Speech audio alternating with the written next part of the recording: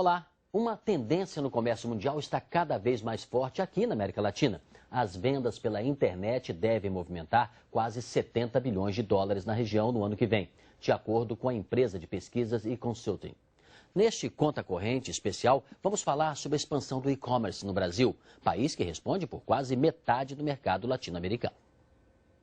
O Brasil tem 70 milhões de internautas. Deles, 20 milhões fazem compras pela internet. E segundo especialistas, o comércio eletrônico vai crescer até 40% ao ano, pelo menos até 2015. O potencial é enorme e a cada dia surgem mais ferramentas para incrementar esse mercado. Esta empresa, por exemplo, é especializada em fazer pesquisa de preços. E de graça. Quem paga a empresa no final do dia é a própria loja.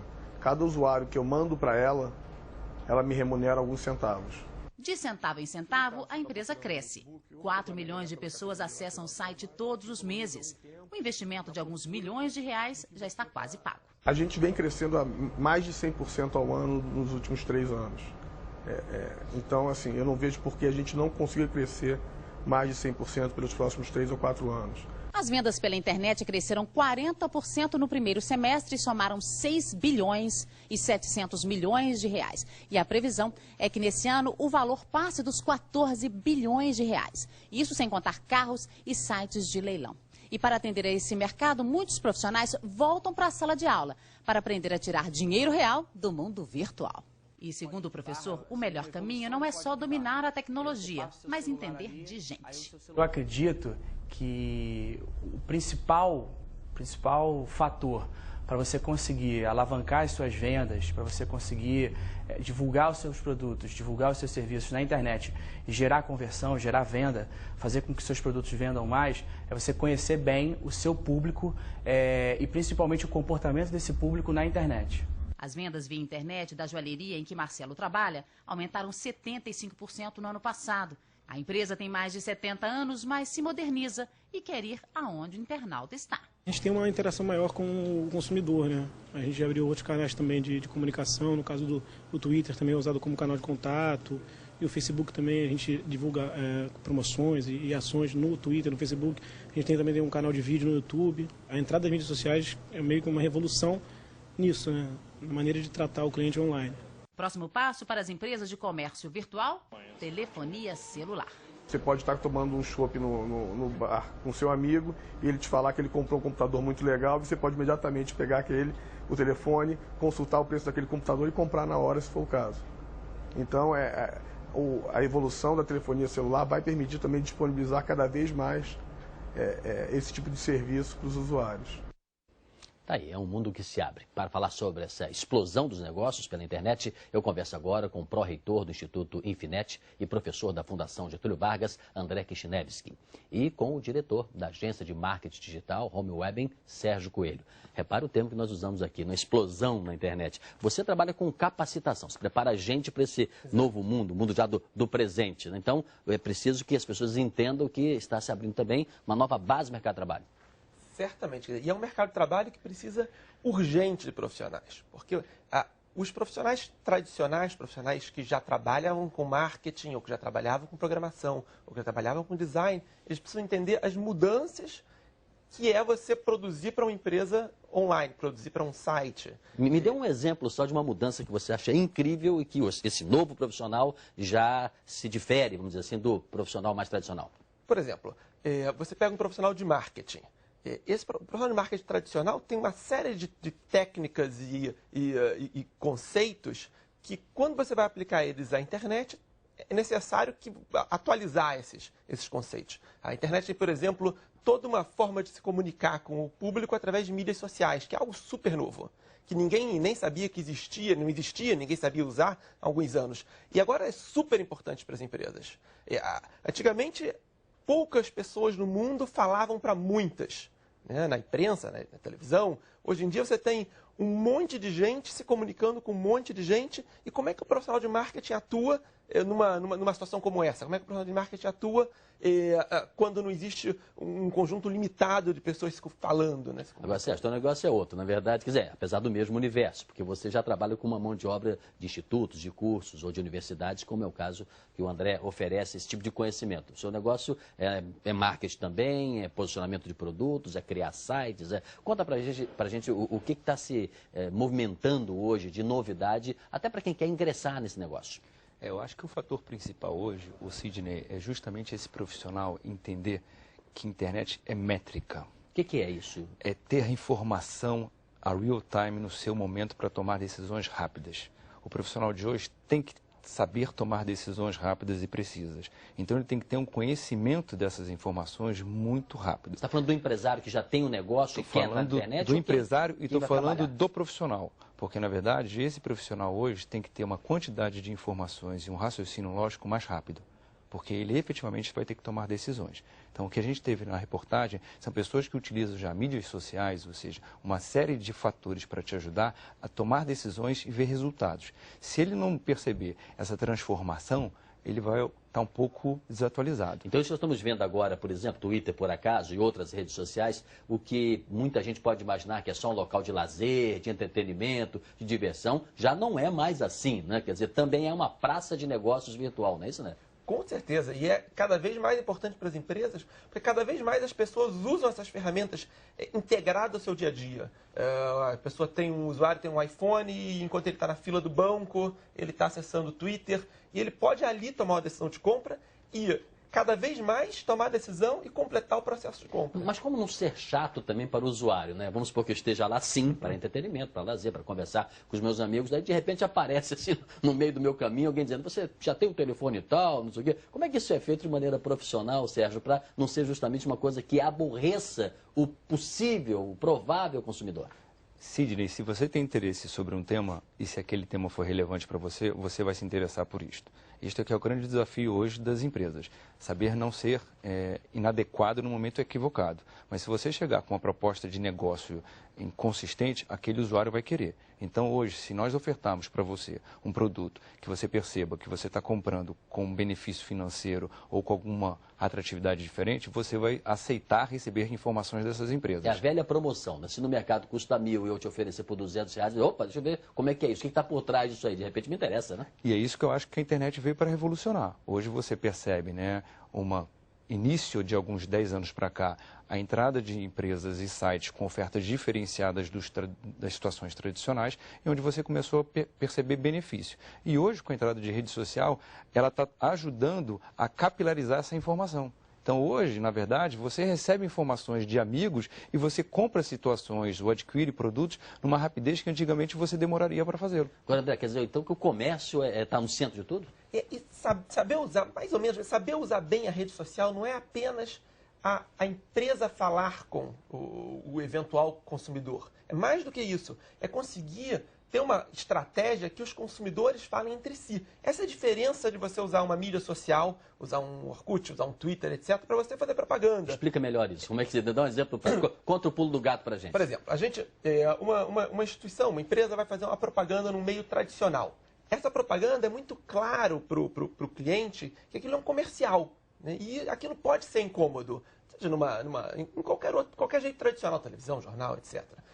Quando a gente fala de uma rede social, de um Twitter, de um Orkut, não obrigatoriamente é a empresa fazendo uma propaganda direto para o consumidor final, e sim a empresa auxiliando, dando suporte para outros amigos dele falarem bem dela. Por exemplo, fazer uma promoção onde o usuário escolha o nome de algum produto da empresa, ou que ele possa qualificar esse produto de alguma maneira. Interatividade, o máximo que for possível. Isso, e incentivando ele a falar de uma forma natural com os amigos, com eventuais colegas dele, que tragam esses colegas para experimentar. Sérgio, vamos pegar esse exemplo, que eu acho um exemplo ilustrativo para nós, se a gente quer abusar da sua inteligência em relação a isso. Como fazer isso numa empresa, às vezes pequena ou média, que certamente vai dizer assim, olha, eu tenho que ter gente para poder fazer esse tipo de interatividade, eu tenho que ter equipamentos, eu tenho que ter ferramentas, eu tenho que ter uma série de coisas que eu não sei se a minha empresa pequena tem condições de entrar nesse jogo neste momento. Como é que faz nesse mundo da internet? Mas eu acho que justamente a internet permite isso, porque a sua entrada é muito simples. Não existem barreiras, né? Qual barreira de você ter um computador, de você ter um acesso à internet, de você ter um profissional que tem um mínimo de conhecimento disto? Nenhum. Antigamente você tinha uma barreira física de ter um local, de contratar um ambiente físico, contratar profissionais e tal. Hoje você vê pequenas e médias indústrias e empresas de comércio com uma revolução de participação na internet que realmente, ou seja, te ilustram uma capacidade de venda muito maior do que as empresas grandes. Hoje pode ter um menino, uma menina de 13, 14, 15 anos, de repente ganhando mais dinheiro do que alguém de 30, 40, porque sabe usar a ferramenta? Com certeza. Você pega alguns sites hoje robustos na internet, que há 5 anos eram sites que tinham 3, 4 pessoas trabalhando. E que ao longo desse processo eles foram começando a perceber a facilidade desse crescimento.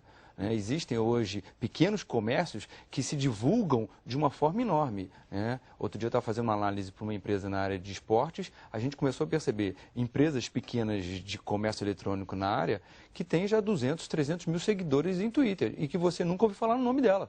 E que tem uma presença extremamente forte e que já vende e que entrega o produto. E esse trabalho é um trabalho de formiguinha, esse trabalho de mídias sociais. Então você usar todos os dias, o tempo todo, um pouquinho cada uma das mídias. Por exemplo, a gente trabalha numa faculdade, né? Eu tenho uma faculdade e esse é um ambiente riquíssimo para se explorar as mídias sociais para divulgar a própria faculdade. Então, usar mídias sociais é você pegar o trabalho de alunos e colocar à disposição na internet e incentivar os alunos a mostrarem para os amigos, para colegas que eventualmente ainda não são alunos, o trabalho que ele fez na internet. E aí, usar o Twitter da faculdade para divulgar esses trabalhos e você colocar um vídeo que um aluno fez em sala de aula ou fotos que o aluno fez em sala de aula num Flickr da vida, colocar um vídeo no YouTube.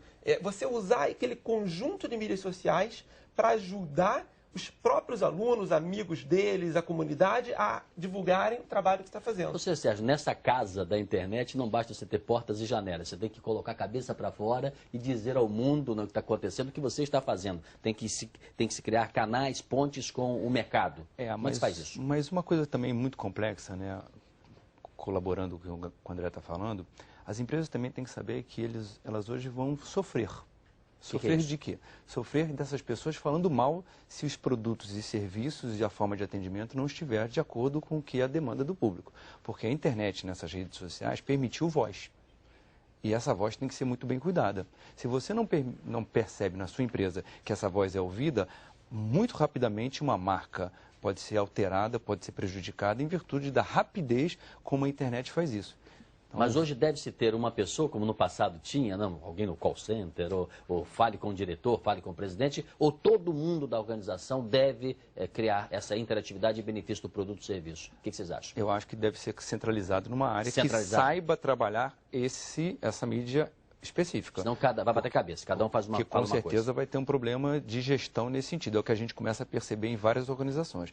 Como nós ajudamos empresas a entender esse ambiente, um dos nossos papéis é colaborar nesse processo de planejamento. O que a gente percebe em muitas situações, Sidney, é que as empresas são rápidas, mas elas também não param e planejam o mínimo de ações e reações. Porque, na verdade, antigamente, antes de fazer alguma coisa, você tinha uma visão um pouco mais ampla.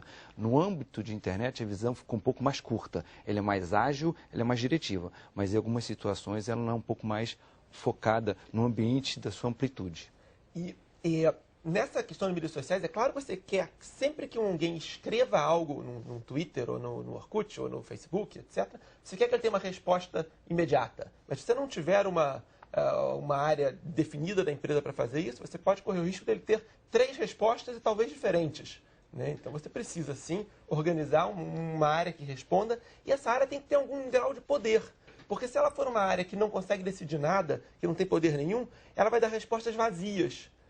Ou ela vai levar muito tempo para conseguir as respostas de outras áreas. Então, você tem que conseguir ter respostas rápidas e com algum conteúdo. Agora, André e Sérgio, se alguém hoje for procurar emprego, pode usar aquela velha fórmula, que é normal, é compreensível, de mandar um currículo, né?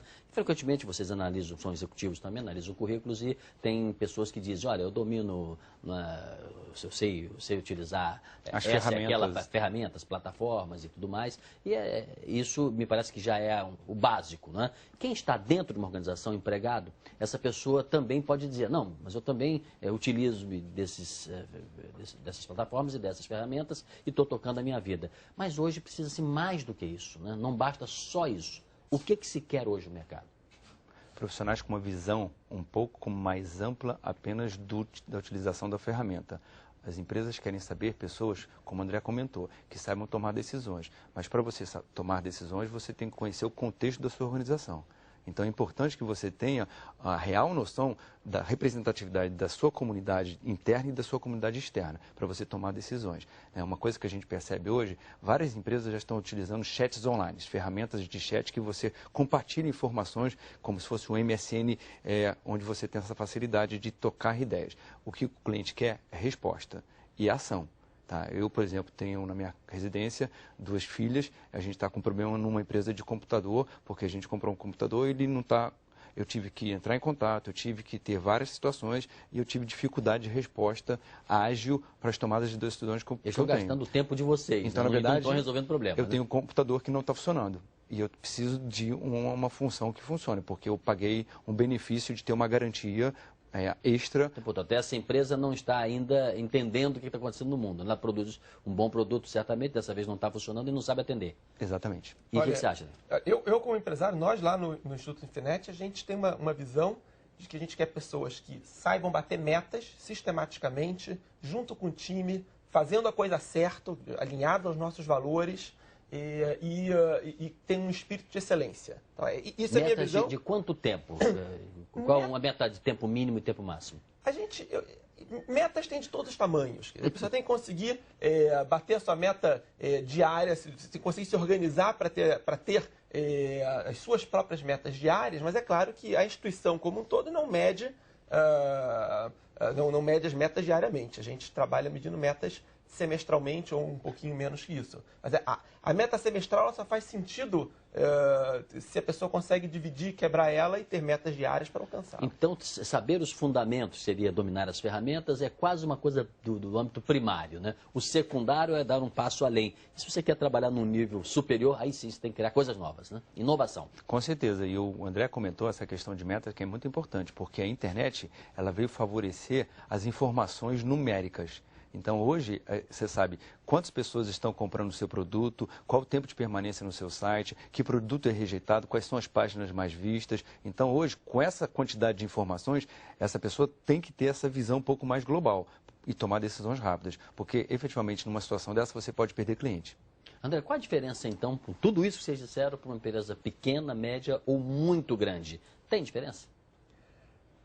Ou tudo isso que estão dizendo, em tese, vale para todos os níveis de tamanhos? Olha, as empresas usam as ferramentas em níveis diferentes. Quando a gente fala em fazer análise de um site, a gente pode estar falando de uma equipe trabalhando 24 horas por dia, focado em entender os mínimos detalhes do que se passa num site. Isso faz sentido, isso se paga se for um site extraordinariamente acessado de uma empresa grande. Mas mesmo numa empresa pequenininha, entender de onde estão vindo os clientes dela, de que região geográfica eles vêm, de que outros sites trazem mais clientes, que mudança eu tenho que fazer no meu site para que ele fique melhor posicionado no Google e com isso eu tenha mais clientes. Isso tudo vale para empresas pequenas sem nenhuma dúvida. E, inclusive, para empresas pequenas, muitas vezes pode ser a diferença entre a vida e a morte. Eu já dei aulas para alunos, já dei aula para alguns donos de pousadas, por exemplo, em que ele tem um site ajustado e bem posicionado no Google, é a diferença da pousada dele ser super lucrativa para a pousada dele acabar. Né? Hoje, tantas pessoas escolhem determinados tipos de serviços pela internet que isso virou caso de vida ou morte para algumas empresas. E você, o que pensa a respeito? Olha, as empresas grandes vão ter que pensar que nem pequenas empresas. Esse é o fato, não tem jeito, porque a internet ela necessita agilidade, tomada de decisão rápida. E as empresas pequenas elas têm esse formato que permite isto. Então, o que a gente percebe, cada vez mais núcleos de internet, pequenos em organizações, com possibilidade de tomada de decisão. Por exemplo, no mercado imobiliário, imobiliárias já têm núcleos de internet, onde a decisão é rápida. Porque se você não atende aquele cliente que quer se relacionar com você e dar informação de preço, forma de pagamento rápido, ele pode perder para uma outra empresa que consegue fornecer esse produto, essa informação de forma ágil. Eu tive um caso interessantíssimo numa aula que eu ministrei em Curitiba, em que eu estava começando a aula e comecei a falar sobre o impacto do comércio eletrônico para as empresas. e um aluno disse, eu trabalho numa empresa em que a internet não tem impacto, e a gente, no meu segmento, na minha área, a internet não faz diferença porque as pessoas só compram presencialmente, comércio eletrônico faz diferença, e eu trabalho com imóveis. Um outro aluno levantou o braço meio indignado e falou assim, não, peraí, eu também trabalho com imóveis e a internet faz a maior diferença na minha área.